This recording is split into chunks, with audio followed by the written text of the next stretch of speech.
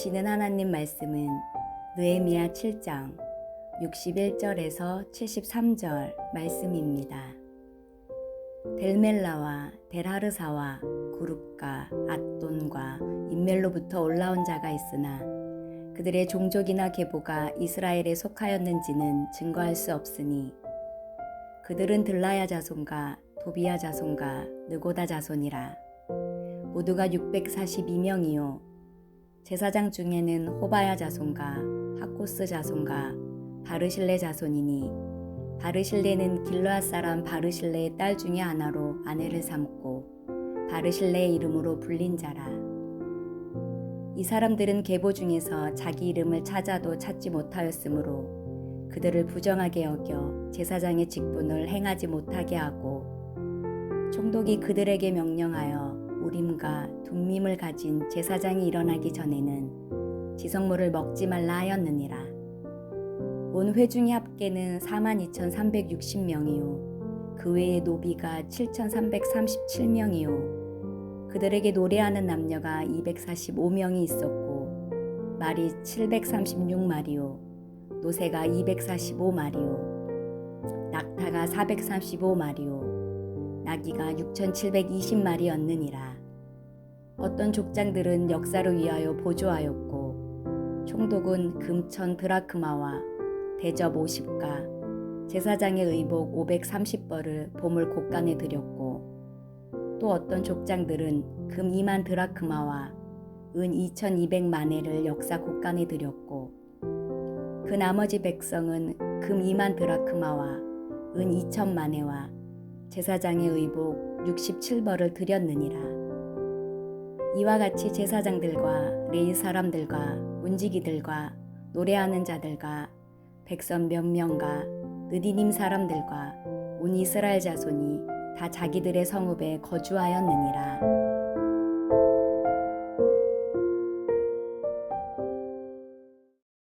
스룹바벨 때 함께 귀환했던 1차 귀환자들의 명단이 계속 이어지고 있습니다.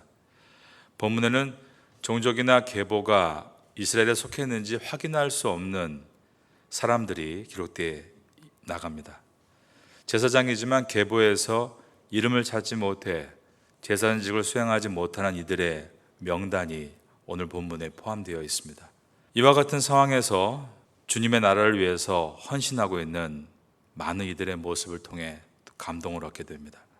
귀한 자들 중에는 계보를 증명할 수 없는 사람들이 있었던 것입니다. 즉 족보나 가문 등록부에 기재되어 있지 않는 사람들입니다. 일반 백성 가운데 이런 사람들이 642명이 되었다. 오늘 본문 느헤미야 7장 61절과 62절에 들어있는 말씀입니다. 델멜라와 델하르사와 그룹과 앗돈과 임멜로부터 올라온 자가 있으나 그들의 종족이나 계보가 이스라엘에 속하였는지는 증거할 수 없으니 그들은 들라야 자손과 도비야 자손과 느고다 자손이라. 모두가 642명이었다라고 되어 있습니다. 제사장인데 계보 중에 이름을 찾지 못한 이들도 있었습니다. 63절과 64절을 보겠습니다. 제사장 중에는 호바야 자손과 하코스 자손과 바르실레 자손이니 바르실레는 길르앗 사람 바르실레의 딸 중에 하나로 아내를 삼고 바르실레의 이름으로 불린 자라. 이 사람들은 계보 중에서 자기 이름을 찾지도 못하였으므로 그들을 부정하게 여겨 제사장의 직분을 행하지 못하게 하고, 제사장이 자신의 출신을 증명하지 못한다는 것은 이제 성전 봉사와 백성으로부터 11조를 통해 얻게 되는 수입이 중단됨을 의미했습니다. 하지만 중요한 것은 그들이 이 귀한 자 명단에 들어있다라는 사실입니다. 이 말은 비록 그들을 증명할 수 없어도 그들은 같은 꿈을 꾸고 같은 희생을 하기 위해 또 같은 길을 따라서 고향으로 동일하게 돌아왔다는 것입니다. 내가 얻을 유익이 없다 할지라도 하나님의 영광을 위한 이 일에 내가 동참하겠다, 그런 마음으로 돌아온 것입니다. 제사장으로 인정받든 인정받지 못하든 포로에서 돌아와 그들이 함께 실제로 헌신하고 있는 이 모습은 우리에게 많은 교훈과 감동을 줍니다. 그들은 처한 상황에서 최대한 자신을 드리고 있었던 것입니다. 바꿀 수 없는 과거와 출신을 증명할 수 없는 상황에 대해 불평하며 스스로의 역할을 제한하지 않았습니다. 이것은 느헤미야서를 기록한 주인공인 느헤미야도 마찬가지입니다. 느헤미야가 패배의 역사를 뒤로하고 새로운 희망의 역사를 만들어 가는데 자신을 바쳤고 헌신한 것입니다. 그래서 편안한 왕궁을 떠나 성벽이 무너지고 폐허가 된 예루살렘으로 돌아왔습니다. 그 이유는 실패한 과거에서 희망찬 미래가 열리도록 나 한 사람이 다리가 될 수 있다면 나는 그렇게 순종하겠습니다. 결단하고 온 것이었습니다. 느헤미야와 또한 명단에 들어있지 못한 이 모든 사람들도 그들은 똑같은 마음을 가지고 함께 이곳에 모였습니다. 그 이유는 우리의 이름이 하늘에 기록되고 하나님께서 우리를 기억하신다는 것을 믿었기 때문입니다. 처한 자리에서 주어진 사명을 감당한다는 것은 바로 이런 것이다라는 것을 느헤미야서가 보여줍니다. 남이 인정하든 인정하지 않든 나의 이름이 생명책에 기록되는 것으로 인해서 기뻐하며 나아간다. 바로 이것이 오늘 본문에 나와 있는 모든 사람들의 마음이었습니다. 이렇게 모든 사람들이 모였을 때 계수한 회중의 합계는 42,360명이었습니다. 66절 말씀입니다. 온 회중의 합계는 42,360명이요. 그 외에 노비와 노래하는 남녀가 각각 7,337명과 245명이었습니다. 67절입니다. 그 외에 노비가 7,337명이요. 그들에게 노래하는 남녀가 245명이었고 라고 되어 있습니다. 말과 노새와 낙타와 나귀수도 다수 있었습니다. 68절과 69절에 보면 말이 736마리요, 노새가 245마리요, 낙타가 435마리요, 나귀가 6,720마리였느니라. 한편 귀환한 가문의 족장들은 성전 재건을 위해 보조했고 총독은 많은 돈과 기물과 의복을 곳간에 들여 힘을 보탰습니다. 어떤 족장들은 역사를 위하여 보조하였고 총독은 금천 드라크마와 대젓 50과 제사장의 의복 530벌을 보물 곳간에 드렸고 족장들 중에 어떤 사람은 금과 은을 역사 곳간에 드렸으며 백성들도 힘 닿는 대로 금과 은과 제사장의 의복 등을 성전 재건을 위해 자발적 헌물로 드리는 놀라운 헌신이 일어났습니다. 71절과 72절입니다. 또 어떤 족장들은 금 2만 드라크마와 은 2200마네를 역사 곳간에 드렸고 그 나머지 백성은 금 2만 드라크마와 은 2000마네와 제사장의 의복 67벌을 드렸느니라. 이렇게 자발적으로 드리는 아름다운 모습은 과거 그들이 광야에서 성막을 지을 때 보였던 모습과 유사합니다. 이렇게 어떤 부흥이 있기 전에 많은 사람들이 자발적으로 헌신했던 것을 우리가 기억합니다. 저희 파타야 선교교회도 교회 건축을 할 때 이러한 모습이 아니었나 돌아보게 됩니다.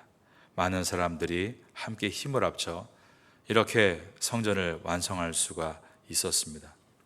오늘 본문의 마지막 구절인 이와 같이 다 그들의 성읍에 거주하였느니라 라고 되어 있는 73절은 7장 4절의 상황 때문에 지체되었던 성읍 활성화를 위해서 1차 귀환자들 명부를 느헤미야가 확보했고 그 모든 백성들이 그들이 있어야 할 자리로 이주시켰다라는 것을 보여줍니다. 이와 같이 제사장들과 레위 사람들과 문지기들과 노래하는 자들과 백성 몇 명과 느디님 사람들과 온 이스라엘 자손이 다 그들의 성읍에 거주하였느니라. 느헤미야가 처음 왔을 때 이스라엘 백성은 자기의 자리에 있지 못했습니다. 그 이유는 너무 예루살렘 성이 황폐되어 있었기 때문에 이미 온 사람들이 그 많은 인구가 거주할 장소가 녹록하지 못했던 것입니다. 그래서 각자의 필요에 따라 자기의 자리를 얻고 기거하고 있었습니다. 그러나 전체 인원을 확보한 느헤미야는 조직적으로 위치를 잘 편성해서 그들이 안전하게 머물 수 있게 편성해 준 것입니다. 이처럼 행정을 잘 만들어가는 것은 매우 중요하다는 것을 보게 됩니다. 이제 우리가 앞으로 교구와 구역을 새롭게 열어갈 계획을 가지고 함께 기도하고 있습니다. 위치를 잘 잡아주고 함께 더불어 힘을 낼 수 있도록 만들어가는 것이 중요합니다. 지금까지 느헤미야가 보여주었던 많은 모습들, 지도자를 세우고 또한 환경을 만들어주고 그리고 조직을 편성해주는 모습은 앞으로 우리가 해야 될 교구와 구역 편성에 많은 도움이 되리라 생각합니다. 하나님께서 느헤미야를 인도해 주셨습니다. 하나님께서 저와 여러분도 은혜로 인도해 주셔서 이번에 또 새롭게 좋은 교구와 구역이 일어날 수 있기를 예수님의 이름으로 축원합니다. 무너진 성벽으로 인해서 타 지역으로 옮겨 살고 있던 사람들, 그들이 다시 느헤미야의 안내를 통해 위치를 잡고 거주할 수 있게 되었습니다. 1차 귀환 자들의 후손은 다시 한번 자신의 삶의 거처를 되돌리는 일에 순종을 한 것입니다. 처음에 뜨거운 마음으로 왔으나 누가 끌어주지 못하자 그들은 모여있지 못하고 흩어져 있었습니다. 그러나 느헤미야가 와서 정확하게 방향과 또한 방법들을 제시해 주자 그들은 다시 힘을 내서 자기의 위치를 잡았다는 것입니다. 이방 땅에서 고된 삶을 마치고 돌아온 이 사람들은 이제 이렇게 편성된 자기의 자리에서 할 수 있는 대로 헌신하며 성전 재건에 동참했고 그리고 또 무너진 성벽 재건으로까지 이어진 것은 스룹바벨 때부터 또 에스라와 느헤미야 때까지의 모든 일들이 나눠진 것이 아니라 연결되었다는 것을 보여줍니다. 여러분, 누군가 어떤 시대에 이 파테아 선교교회에서 어떤 일을 감당했고 또 누군가 어떤 시대에는 건축을 담당했고 이제 또 누군가가 오늘 이 시대에 성도들을 섬기고 그들을 인도하는 일을 감당한다면 이것은 떨어져 있는 일이 아니라 하나님의 계획 가운데 다 연결되어 있는 일이고 우린 그 안에서 한 부분으로 쓰임받게 되는 것입니다. 지금도 각자의 형편과 상황 속에서 할 수 있는 대로 주님의 나라를 위해서 헌신하는 성도들이 각 곳에 각 교회에 있기 때문에 오늘까지 교회는 이어질 수 있는 것입니다. 무너진 삶을 일으키는 하나님의 사람, 느헤미야 같은 사람을 지금도 하나님은 기다리고 계십니다. 여러분들이 그러한 주역이 될 수 있기를 바라겠습니다. 성전 재건 이후에 예루살렘 성읍을 활성화하기 위한 작업이 이렇게 마무리가 되었습니다. 돌아온 사람들이 있어야 할 자기의 자리를 찾게 된 것입니다. 그들이 안전하게 거할 수 있도록 성벽의 공사가 다 마무리가 되었습니다.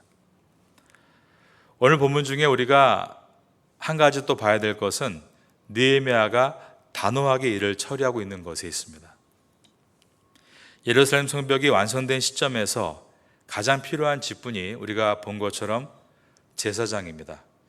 느헤미야는 가장 시급하고 중요한 것이 성벽이 건축되자마자 예배라고 생각했습니다. 그래서 처음에 성벽의 건축의 시작도 양문이라는 제사에 드릴 예물을 갖고 들어오는 곳부터 건축을 시작했고 그리고 예배 관련된 모든 것들이 잘 이루어지기 위해 무엇보다 그것을 우선순위에 두고 일해왔습니다.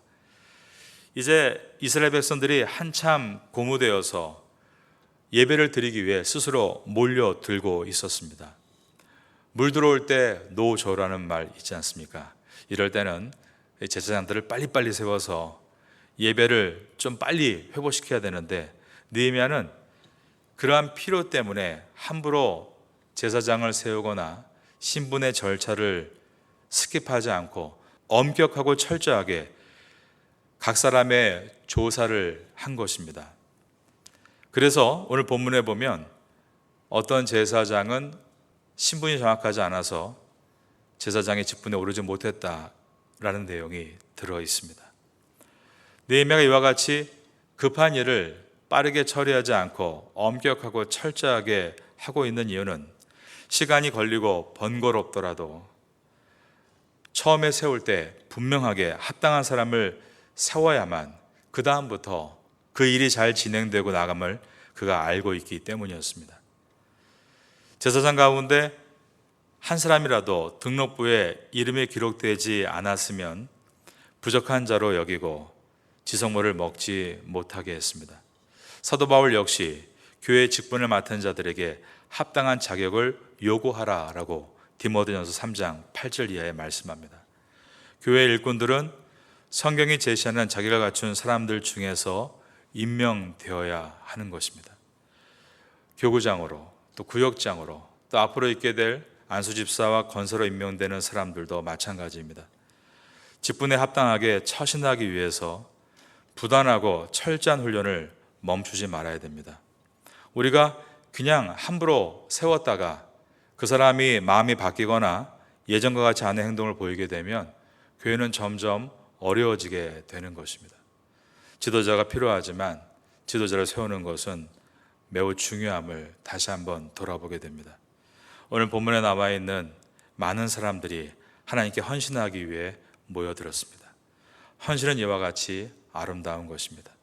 느헤미야는 그 가운데 사람을 뽑을 때 매우 신중했습니다. 신중하게 뽑을 때에만 하나님께서 원하시는 합당한 결과를 얻을 수 있기 때문이었습니다.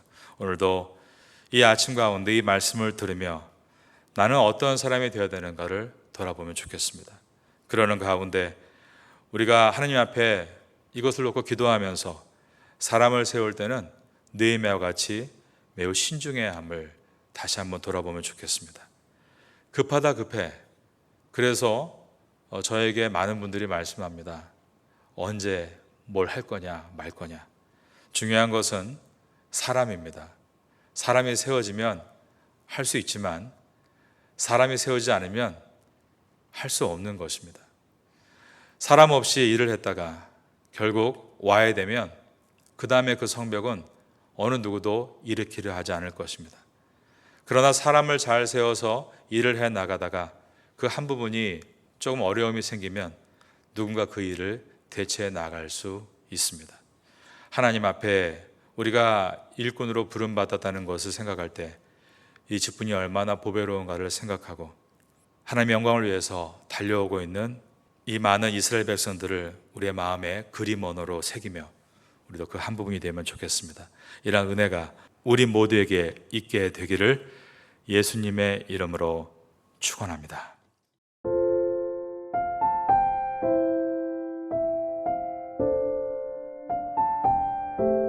지금은 함께 기도하는 시간입니다. 9월의 공동 기도 제목은 첫째, 하반기 새롭게 시작하는 각 교구 구역 예배를 위해 기도합니다. 둘째, 한인 교회 학교와 태국인 교회 학교를 위해 기도합니다. 셋째, 주간 장애인 보호센터와 농아인 교회를 위해 기도합니다. 넷째, 9월 21일 장애인 가족 1일 소풍을 위해 기도합니다. 말씀을 붙잡고 기도하는 귀한 시간 되시기를 소망합니다.